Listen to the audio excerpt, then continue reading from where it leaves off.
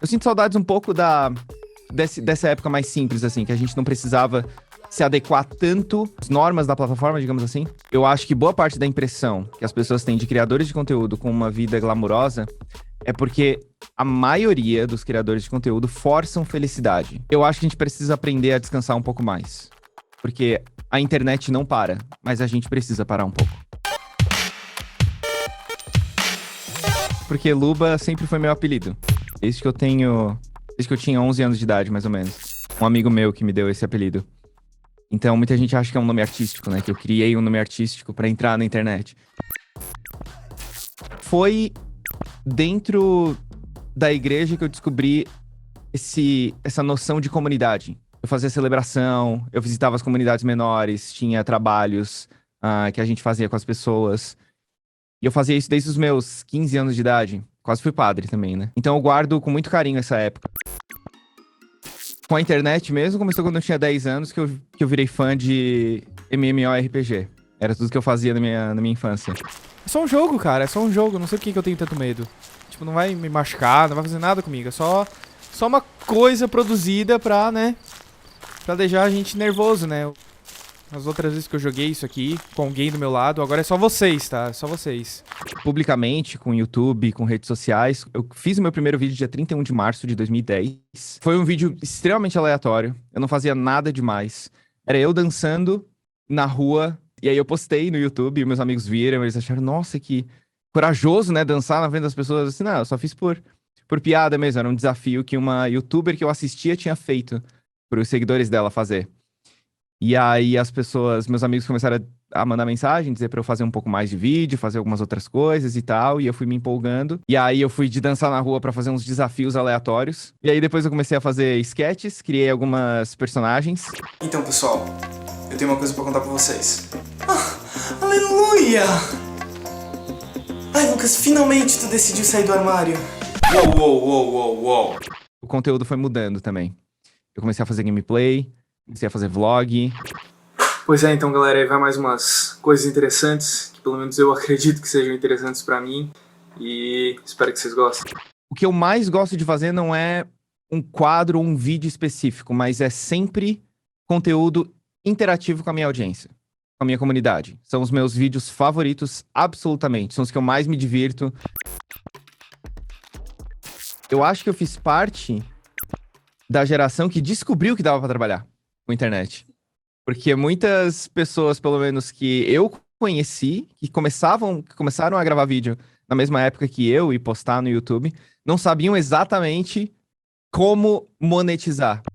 Acho que hoje as pessoas prezam muito mais por quantidade, mas isso não é necessariamente uma culpa dos criadores de conteúdo. Eu acho que a própria plataforma já pede mais quantidade, já pede mais tempo de visualização. Acho que até 2014 eu fazia no máximo 2 vídeos por semana. Eu não tinha tantas produções, mas eu fazia 1 ou 2 vídeos por semana. Eles não tinham 15, 20 minutos, eles tinham 3, no máximo 6 minutos de duração. Mas esses vídeos acabaram morrendo, porque a própria plataforma, de novo, começou a promover melhor vídeos que eram mais longos e que prendiam mais as pessoas. Então a gente meio que teve que se adaptar. E eu acho que isso fez acho que teve uma reação em cadeia, sabe? Uma bola de neve, que aí tem muito conteúdo sobre tudo e demais. Eu sinto saudades um pouco dessa época mais simples, assim, que a gente não precisava se adequar tanto às normas da plataforma, digamos assim, e tivesse um pouquinho mais de liberdade. Mas ao mesmo tempo, hoje em dia, o que importa, pelo menos pra mim, é a comunidade que me assiste, não a promoção que a plataforma me dá. Mas isso porque eu tive muita sorte e eu tenho um canal muito privilegiado. Digamos que é fácil pra eu falar, né? Eu tenho uma comunidade muito fiel que me assiste, eu acho, independente do que eu faça, contanto que eu goste e continue entretendo eles. Sim e não, eu acho que a gente é pago demais. Eu acho que boa parte da impressão que as pessoas têm de criadores de conteúdo com uma vida glamurosa é porque a maioria dos criadores de conteúdo forçam felicidade, forçam uma positividade, forçam que estão sempre felizes, que a vida é cheia e completamente, todos os dias tem momentos incrivelmente mágicos e tudo é extremamente colorido, tudo é muito bonito, entre aspas, tudo é muito demais. Eu fiz parte disso, eu fui parte do problema, eu acho. Em 2018 eu postei um vídeo no meu canal, eu acho que tinha uns 40 minutos, sem corte nenhum, gravei direto da câmera, eu nem editei nada e só subi no canal, falando sobre como eu tava cansado de achar que eu precisava estar sempre feliz. Porque eu basicamente fui condicionado a isso. Eu pensava, bom, se eu não estiver sorrindo no vídeo, se eu não estiver extremamente alegre, se eu não tiver, sei lá, elétrico, as pessoas vão deixar de gostar do meu conteúdo, as pessoas vão deixar de gostar de mim. Então eu forçava isso também. Até que nesse vídeo eu falei que não ia mais fazer isso e que eu ia fazer as coisas que eu queria fazer, independente das pessoas acharem que eu tava triste ou feliz ou elétrico ou mais desanimado, porque todo mundo passa por momentos difíceis e nem todo o tempo do seu dia é um tempo feliz. E tudo bem. Como eu falei antes, eu achei que as pessoas iam deixar de gostar de mim e o oposto aconteceu. Eu comecei a crescer mais ainda do que eu tava crescendo antes. Eu recebi muitas mensagens, muitos comentários dizendo, olha, eu tinha parado de assistir o seu canal por um tempo porque eu achava que você não era mais você. Que você era feliz demais, que eu não conseguia mais me conectar com quem tava ali com quem eu tava assistindo. Bom, eu acho que cada um responde de uma maneira muito individual. Mas o que eu mais vejo em relação a burnout é justamente porque as pessoas, os criadores de conteúdo, se colocam à disposição de fazer um conteúdo que elas não querem necessariamente mais fazer, mas fazem porque é o ganha-pão delas e elas acham que se elas pararem de fazer isso, as pessoas vão parar de assistir. Eu acho que tem dois fatores. O primeiro é que nenhum ser humano é programado com os seus computadores, né? Nenhum ser humano é programado para lidar com a quantidade de feedback que a gente lida todos os dias. É muita gente. É milhões, literalmente milhões de pessoas, milhares de comentários que se você ficar lendo, você lê sem parar, porque é infinito, basicamente. E você tem esses feedbacks toda hora, toda hora, toda hora, toda hora. E eu acho que muitas pessoas colocam a sua autoestima naquilo que elas produzem. Então é como se elas pensassem, ok, eu criei um negócio que as pessoas não gostam, logo elas não gostam de mim, logo eu não presto, logo eu preciso fazer coisa melhor, logo eu preciso gravar de novo, logo eu tenho que virar do avesso pra fazer uma coisa diferente, e se eu não fizer, as visualizações vão cair, e eu não vou conseguir pagar minhas contas, e aí eu acho que a ansiedade vira uma bola de neve também.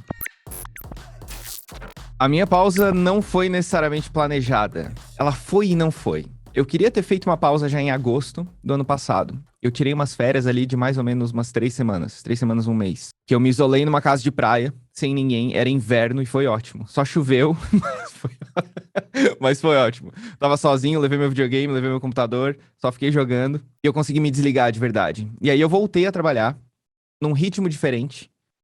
Fazendo menos vídeos e sendo um pouco mais de boa e tranquilo com o meu conteúdo. Mas ainda assim eu tava cansado. Eu começava a gravar um vídeo, passava 5 minutos e meu corpo literalmente começava a doer. Eu pensava, não quero fazer isso, eu não quero estar aqui. Eu tô cansado, eu preciso descansar, eu não quero postar esse vídeo. A gota d'água foi quando o meu editor... Eu mandei um vídeo pro meu editor editar. Acho que, no máximo, no dia seguinte, ele já me mandou de volta pra eu publicar no meu canal. Então, tudo que eu tinha que fazer era apertar o botão publicar. E eu fiquei enrolando durante uma semana. Eu não postei vídeo no meu canal durante uma semana e tudo que eu tinha que fazer era 2 cliques. Não sei se faz sentido isso, mas é como se eu esperasse até o último minuto do cansaço pra daí tomar a decisão de descansar, de parar, de dar um tempo pra cabeça, porque daí eu sei que eu tomei a decisão certa. Foi um burnout. Eu acho que é a definição mais precisa pro momento, porque tanto que agora eu voltei, eu tô fazendo exatamente as mesmas coisas que eu fazia antes. Eu tô muito mais empolgado, tô muito mais feliz. Eu tô com ideias novas, de projetos novos mais pra frente. E era só isso mesmo que eu precisava, descansar. E os criadores de conteúdo também me perguntam, tipo, mas eu não sei como parar. Eu não sei quando parar. É tão simples, né? A gente complica demais. Se você tá com sono, dorme. Se você tá cansado, descansa. Eu acho que a gente precisa aprender a descansar um pouco mais. Porque a internet não para, mas a gente precisa parar um pouco. Eu não quero dramatizar muito isso, mas... Bom, eu já vinha falando com vocês sobre fazer uma pausa. Eu não chamo de férias porque dessa vez eu não tenho uma data pra voltar. Eu acho que vocês perceberam que nos últimos vídeos eu ando meio cansado, exausto. Às vezes, talvez até meio sem vontade. Então eu vou parar um pouquinho de postar no YouTube e de fazer as coisas na internet de uma maneira geral. Eu me desliguei completamente. Completamente. Esses 5 meses foram... Inclusive, passaram rápido pra mim. E eu não fiz nada. Eu não fiz absolutamente nada. As pessoas perguntaram, não, mas e aí, tu fez alguma coisa diferente? Teve experiências novas? Assim, não, eu só não fiz nada. Consegui assistir umas séries, consegui dormir, consegui jogar bastante videogame. Eu tirei a minha conta Luba TV do YouTube e coloquei uma outra conta para que eu pudesse continuar assistindo vídeos normalmente de outras pessoas que eu acompanho. Desloguei do meu Instagram, deletei o aplicativo do Twitter no meu iPhone. Eu também desativei o meu Twitter. Eu criei um novo e-mail para eu não ter acesso ao meu antigo. Mas eu me desliguei literalmente completamente. Eu não sabia o que era ser um criador de conteúdo durante 5 meses.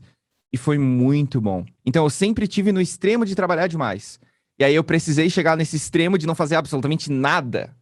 E aí agora eu tô achando o equilíbrio entre trabalho e descanso pra cabeça. Tive uma conversa com meu namorado também. Eu nunca tive um... Eu não quero ser muito meloso. Mas eu nunca tive um relacionamento como que eu tô vivendo agora. E eu pensei que agora eu tenho um motivo a mais pra trabalhar. Porque eu quero construir um futuro desse jeito com ele. Quero pensar na minha família futura, em filhos. E era uma coisa que eu não tinha antes. Antes eu trabalhava por trabalhar. Era o que eu fazia por fazer. Porque eu achava que eu tinha que trabalhar sempre e toda hora. E eu acho que ele foi o catalisador desse equilíbrio. Por isso que eu decidi voltar.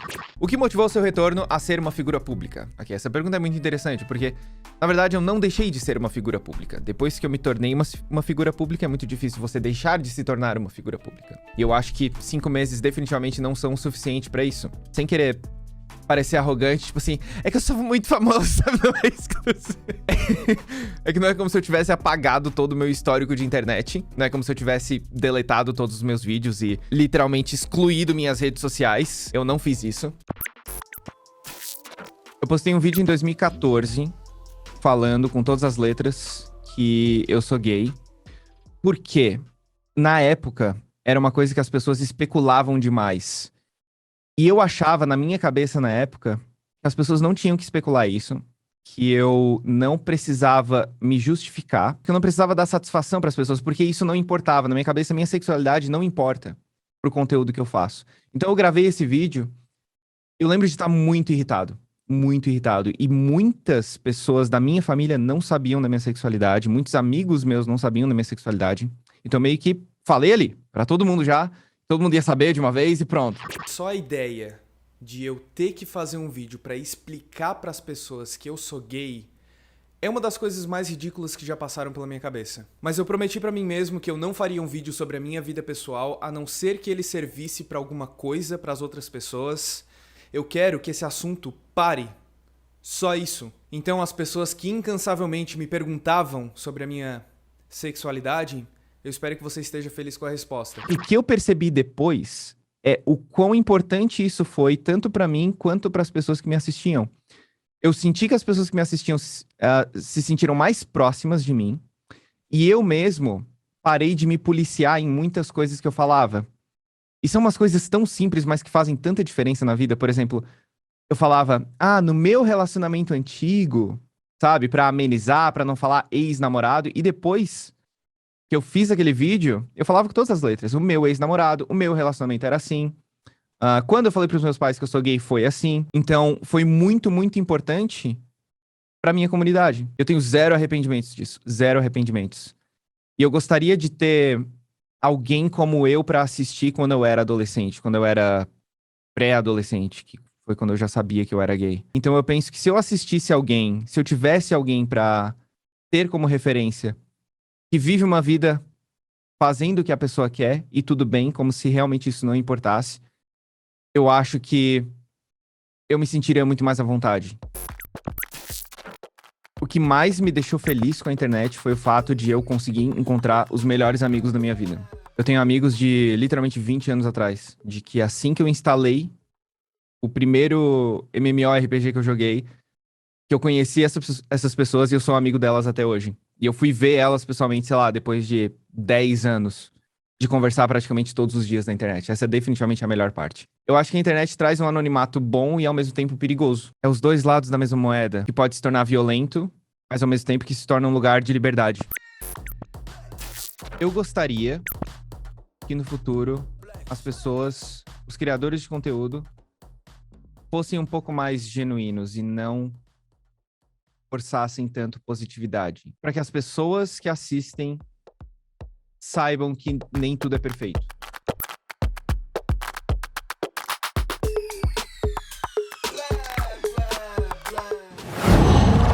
Uau!